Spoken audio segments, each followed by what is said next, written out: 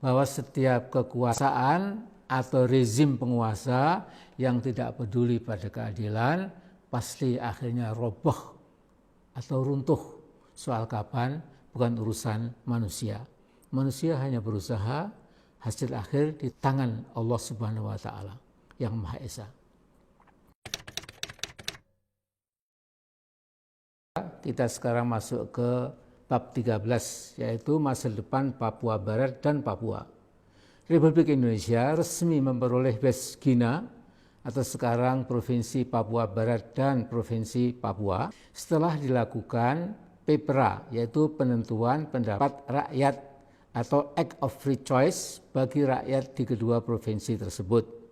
Yakni pada 2 Agustus tahun 1969 berdasarkan New York Agreement antara Indonesia dan Belanda di New York sesuai salah satu resolusi Sidang Umum PBB 1962. Resolusi itu berisi ketentuan bahwa otoritas PBB sementara mengambil alih urusan West New Guinea dari kekuasaan Belanda. Ditentukan bahwa pemerintah Indonesia akan menyelenggarakan PEPRA atau Act of Free Choice untuk mengetahui apakah rakyat West New Guinea ikut Indonesia atau ikut Belanda. Nah, hasil Act of Free Choice itu adalah 1025 orang Papua di West Guinea yang ditetapkan oleh pemerintah Indonesia secara aklamasi. 100% memilih ikut Indonesia. Atas anjuran pejuang Papua Frans Kasyebo, wilayah Papua Indonesia itu setelah Papua dinamakan Irian, ikut Republik Indonesia Anti-Nederland. Kemudian Pak Harto menyetujui nama Irian Barat menjadi Irian Jaya. Saudaraku, belakangan para tokoh Papua dari berbagai kalangan menyebut Act of Free Choice itu sebagai Act of Mockery atau Act of No Choice, tidak ada pilihan. Alasannya PEPRA itu dilakukan secara sepihak dan 1025 orang itu tidak berhak mewakili jumlah penduduk etnik Melanesia di Papua itu yang menghuni wilayah West Guinea yang berjumlah 800.000 orang. Namun Indonesia bersikukuh bahwa West Guinea yang dijajah oleh Hindia Belanda merupakan bagian yang tidak terpisahkan dari wilayah Hindia Belanda, sehingga protes semacam itu tidak usah diperhatikan. Apalagi Sidang Umum PBB telah mensahkannya lewat resolusi PBB 2504. Pada 2004, pemerintah Indonesia kemudian memecah provinsi Papua menjadi Papua Barat dan Papua sampai sekarang ini. Ada baiknya kita mencoba memahami sungguh-sungguh dan memperhatikan mengapa rakyat kita di dua provinsi itu terus saja bergejolak. Dari waktu ke waktu bukan makin reda, tapi justru kian bergolak. Kata orang, pemimpin yang bijak dan arif harus pandai mendengar, bukan hanya pandai bicara. Juga tentu bersedia melakukan perbaikan bila diyakini memang ada kelemahan atau kesalahan dari kebijakan atau politik yang selama ini telah ditempuh. Nah, jangan seperti omongan Pak Luhut, ya kalau orang Papua enggak ada gejolak, bukan orang Papua namanya. Omongan seperti ini tentu membuat rakyat Papua lebih marah lagi. Kita perhatikan beberapa butir berikut ini. Pertama, semakin luas opini di kalangan masyarakat Papua bahwa transfer kekuasaan dari Belanda ke Indonesia lewat Act of Free Choice harus dibatalkan. Keputusan PBB 51 tahun yang lalu itu telah mensahkan hasil PEPRA. Namun kini terus digugat oleh tokoh-tokoh antara lain Benny Wenda, Ketua ULMWP, United Liberation Movement for West Papua. Dia sampai batas tertentu ternyata mendapat dukungan lumayan luas, dukungan internasional agar PBB meninjau ulang hasil PEPRA tahun 1969. Misalnya Presiden Senegal Abdoulaye Wade menyatakan dalam sebuah konferensi di Dakar, ibu kota Senegal, bahwa West Papua is now an issue for all Black Africans pada 23 Agustus 2019. Sementara Parlemen Uganda juga menyatakan dukungan penuh untuk kemerdekaan Papua Barat. Bahwa Benny Wenda sampai dijadikan warga kehormatan kota Oxford menunjukkan simpati Inggris pada langkah-langkah UMLBP. Jacob Rombiak, sekretaris UMLBP, juga sangat aktif berkeliling ke kampus-kampus besar di luar negeri, menjual gagasan pentingnya rerun Act of Free Choice 1969 yang lalu. Usaha ULMBP sangat gigih untuk menembus PBB, agar isu Papua Barat Merdeka masuk ke jadwal sidang umum PBB, agar ada referendum untuk Papua, seperti referendum di Timor Timur tahun 1999 yang melahirkan Timur Leste. Kita sebaiknya tidak meremehkan gerakan internasional ULMBP. Lebih bagus sedia payung sebelum hujan. Kedua, mulai tercetak di benak banyak kalangan bahwa telah terjadi pelanggaran HAM sejak Papua dan Papua Barat bergabung dengan Indonesia.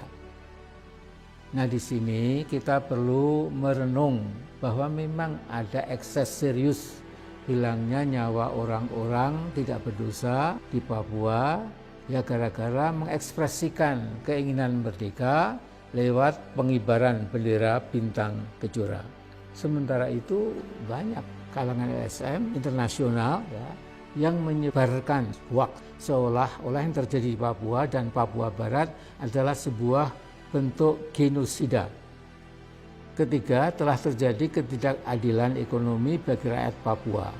Di Papua Barat misalnya British Petroleum itu mengeruk gas alam dari lapangan gas Tangguh siang malam sejak 2002. Pemerintahan Megawati menjual gas tersebut ke China dalam suatu kontrak jangka panjang ya.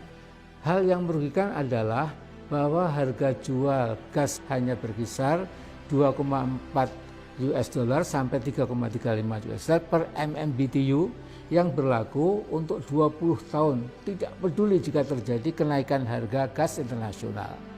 Padahal harga jual gas biasanya berubah naik atau turun sesuai fluktuasi harga minyak dunia dan sempat mencapai 12 dolar per MMBTU.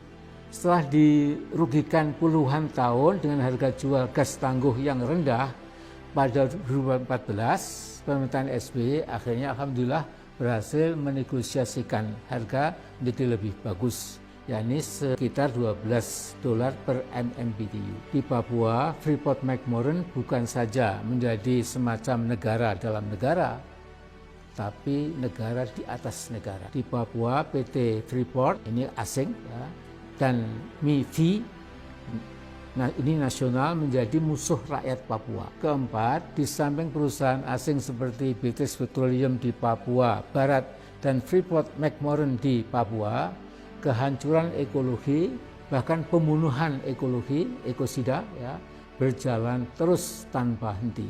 Sumbangan Freeport yang berupa royalti dan pajak buat APBN Indonesia rata-rata hanya 0,8%.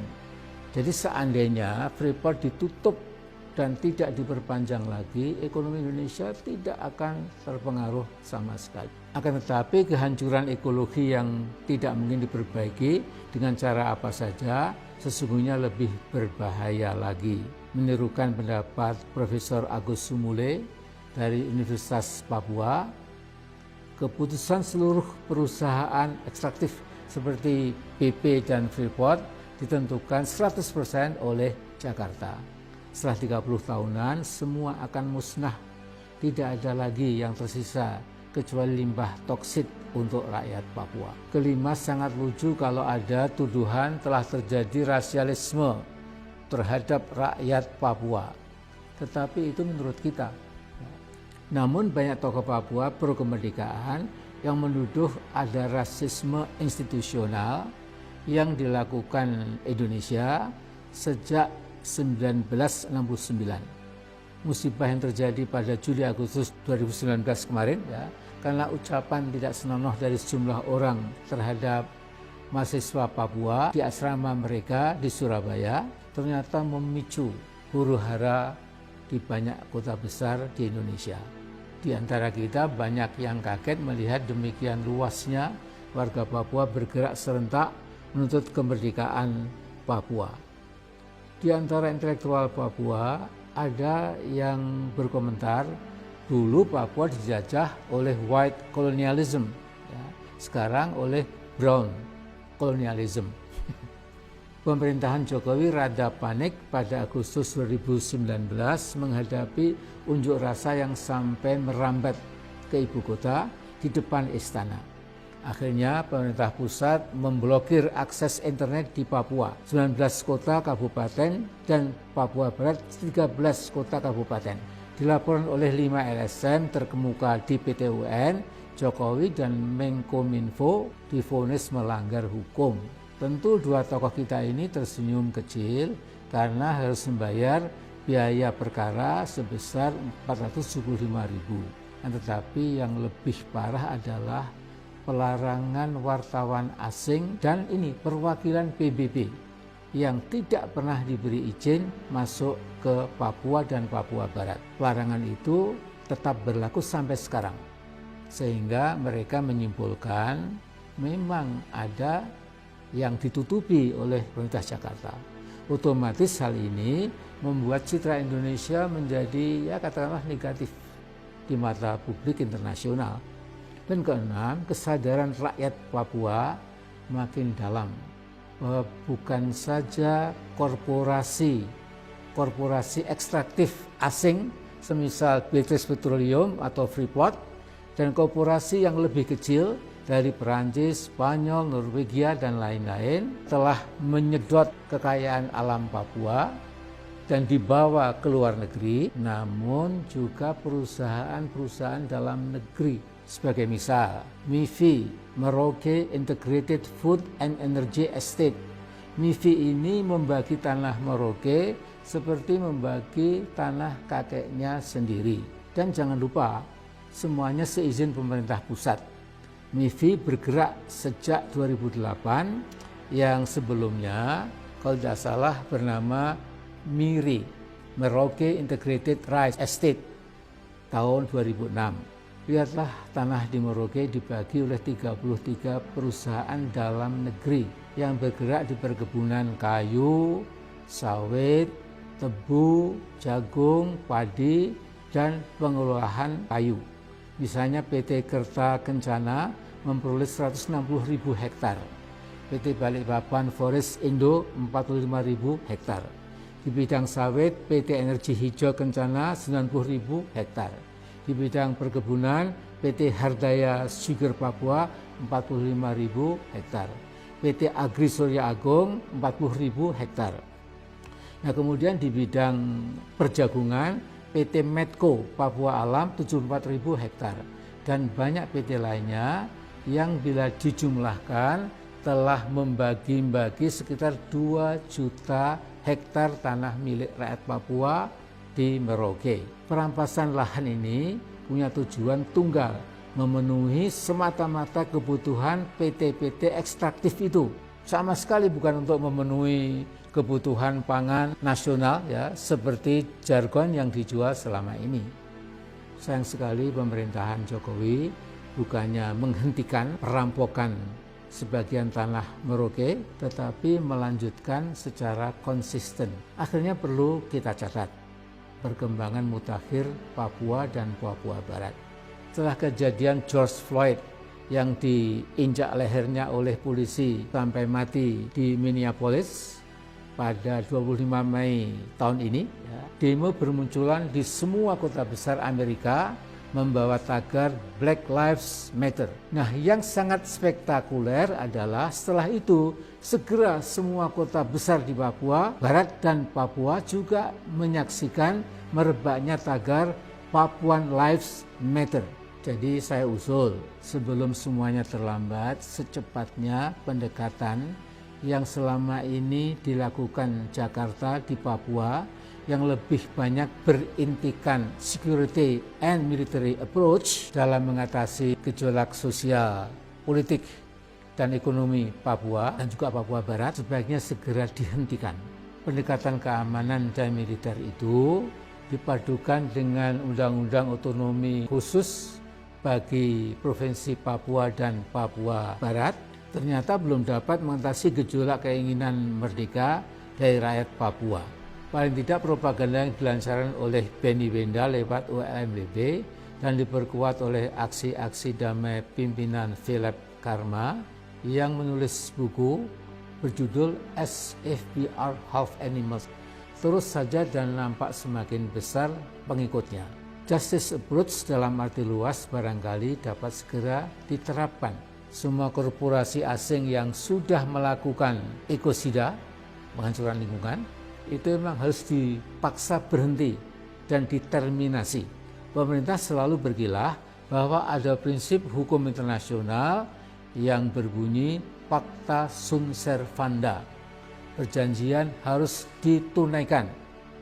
Padahal ada prinsip yang sederajat berbunyi rebus sextantibus, things thus standing, yang bermakna bila dalam perjalanan pelaksanaan perjanjian terjadi perubahan situasi yang meruntuhkan maksud pokok perjanjian itu, maka pihak yang dirugikan langsung dapat meminta renegosiasi, bahkan meminta terminasi alias pengakhiran perjanjian. Lihatlah musnahnya ratusan kilometer persegi pegunungan Jayawijaya yang berubah menjadi legokan atau lubang raksasa gara-gara tambang Freeport yang ugal-ugalan. Freeport mengeksploitasi dan mengekstrasi tambang emas di sana sambil menghancurkan lingkungan secara total. Seharusnya Freeport bisa ditutup pada pertengahan 1990, tetapi kita tidak berani. Alasannya, bila Freeport marah, kasus itu akan dibawa ke arbitrase internasional dan kita pasti kalah. Nah, sebagai negara terbesar keempat di muka bumi, seharusnya Indonesia tegas bahwa sumber daya alam Indonesia adalah untuk bangsa Indonesia sendiri. Korporasi asing silahkan melakukan investasi di bidang pertambangan atau pertanian atau perkebunan dan sebagainya. Namun Indonesia tetap menjadi negara tuan, bukan negara kacung yang menderita kompleks inferioritas. Lihatlah Cina misalnya, dalam membela kepentingan ekonominya, Cina membuat peraturan setiap sengketa dengan korporasi asing harus dibawa ke arbitrase Cina sendiri. Ternyata semua korporasi asing yang bergerak di Cina memenuhinya. Bolivia negara kecil tetapi presidennya punya nyali besar dan berjiwa petarung. Evo Morales begitu dilantik jadi presiden pada 2006 langsung memanggil seluruh korporasi asing yang ada di Bolivia. Semua korporasi asing diberitahu bahwa secara sepihak pemerintahan yang baru akan membuat aturan baru yang berpihak pada kepentingan rakyat Bolivia. Dengan aturan baru itu, semua korporasi asing masih mendapat untung tetapi jauh lebih kecil, tidak bisa semena-mena lagi. Anehnya, seluruh korporasi asing semua setuju, tidak ada yang meninggalkan Bolivia. Sayangnya Indonesia negara besar tetapi elit penguasanya bernyali kerdil dan terus saja menjadi subordinat berbagai korporasi asing. Di atas kertas setelah Inalum membayar 3,8 miliar dolar, Indonesia menguasai 51% saham PT Freeport. Ternyata Freeport masih 100% menjadi operatornya, sehingga ada kecurigaan siapa tahu saham 51% milik Indonesia tidak banyak merubah keadaan, kecuali jutaan limbah tailing yang menutupi ratusan kilometer persegi di sekitar pertambangan Freeport akan semakin membawa kesengsaraan puluhan ribu rakyat Papua. Saya yakin sudah sangat mendesak bagi kita untuk menatap, merenung, dan berpikir realistis dalam menghadapi perkembangan mutakhir di Provinsi Papua dan Papua Barat. Situasi di lapangan bergerak sangat cepat sehingga kita tidak boleh berleha-leha dan menganggap perkembangan politik di dua provinsi paling timur itu masih normal-normal saja dan masih terkendali. Tidak berlebih bila Jakarta Post pada 2 September 2019 menurunkan tulisan berjudul How to Lose Propaganda War Over Papua. Harus kita akui bahwa ofensif diplomatik dan propaganda tokoh-tokoh di dua provinsi Papua sudah memetik hasil besar di dalam dan luar negeri. Yang dilakukan pemerintah kita hanyalah defensif dan cenderung menganggap enteng perkembangan pergolakan saudara-saudara kita di Papua Barat dan Papua. Di dalam negeri khususnya di dua provinsi itu, keinginan merdeka dari NKRI lewat referendum yang disupervisi oleh PBB sudah sangat meluas. Sangat keliru kalau kita terus menganggap sepele perkembangan politik sangat dramatis dan drastis di bumi Papua itu. Secara resmi 57 pastor pribumi Katolik Papua dari 5 keuskupan se-regio Papua menyatakan sikap agar pemerintah Jakarta memberi kesempatan kepada orang Papua untuk melakukan referendum. Apakah tetap bersama Indonesia atau membangun negara Papua sendiri? Nah, pernyataan sikap itu diluncurkan pada 21 Juli tahun ini. Undang-undang otonomi khusus untuk Papua ditentang oleh hampir seluruh masyarakat di tanah Papua. Bahkan Lukas NMB, Gubernur Papua, Majelis Rakyat Papua dan Papua Barat, OLMWP, Free WP, WPCC, Solidaritas Perempuan Papua, Pemuda dan Mahasiswa Papua, semua menolak otonomi khusus Jilid 2. Di antara mereka ada bahkan yang mengibaratkan Otsus hakikatnya sebuah peti mati, coffin untuk rakyat Papua. Juga ada yang mengibaratkan otonomi khusus itu seperti makanan beracun yang berakhir dengan kematian Papua. Dewan Gereja Papua, BPCC, juga menolak Otsus Jilid 2 dengan alasan karena dirancang sepihak oleh Jakarta.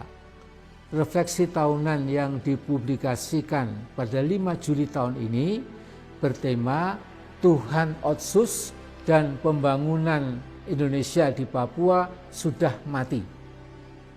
Tema itu menunjukkan kekesalan dan kemarahan masyarakat Papua yang kini sudah sama cerdasnya, sama pintarnya, sama tajamnya dengan masyarakat suku-suku lainnya di Indonesia. Sungguh sangat gegabah bila di antara kita ada yang masih menganggap seolah saudara kita di Papua kalah cerdas dan kalah pintar dibandingkan dengan suku atau etnik lainnya. Perkembangan cukup mengagetkan adalah apa yang terjadi di kantor Dewan Adat Papua, Bidap Expo Wamena pada 22 Juli tahun ini. Tatkala diumumkan sebuah petisi namanya Peluncuran Petisi Rakyat Papua Tolak Otsus Jilid 2, dan yang hadir tidak sembarangan. Tokoh-tokoh seperti Philip Karma, Yosefa Alomang, Dewan Adat Papua, perwakilan akademisi Uncen, dan 23 organisasi pergerakan yang terdiri dari LSM dan berbagai organisasi akar rumput. Philip Karma mungkin lebih berpengaruh dari Benny Wenda karena ketekunannya di dalam menanamkan kesadaran Papua bahwa Papua bisa mandiri, terhormat, dan lebih punya masa depan daripada terus bersama Indonesia dengan segala alasan dan argumen. Sementara Mama Alomang atau Yosefa Alomang dianggap sebagai Ibu Kartini Papua, tokoh wanita yang sudah sangat sepuh tetapi berani menentang PT Freeport itu tidak pernah lelah membangun rasa percaya diri rakyat Papua.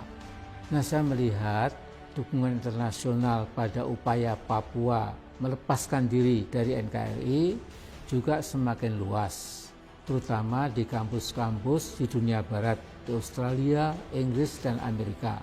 Hampir semua negara Melanesia mulai terbuka juga mendukung perjuangan kemerdekaan Papua. Pada 30 Juli tahun ini, rakyat Vanuatu di samping merayakan kemerdekaannya yang ke-40 ya, juga menyatakan dukungan Vanuatu untuk kemerdekaan Papua dan Papua Barat. Pada 23 Juli tahun ini ada pawai ribuan orang di kota Port Vila yang membawa dua bendera, bendera Vanuatu dan bendera bintang kejora Papua. Dalam setiap forum internasional, Vanuatu secara konsisten menyatakan dukungannya pada kemerdekaan Papua dan Papua Barat. Memang bagaimana masa depan Papua Barat dan Papua tidak ada yang sanggup meramalkan. Hanya saja dalam sejarah bangsa-bangsa sejak dulu sampai sekarang ada sebuah keajekan atau katakanlah lebih tegas lagi sunatullah, bahwa setiap kekuasaan atau rezim penguasa yang tidak peduli pada keadilan pasti akhirnya roboh atau runtuh. Soal kapan bukan urusan manusia. Manusia hanya berusaha, hasil akhir di tangan Allah Subhanahu wa taala yang Maha Esa.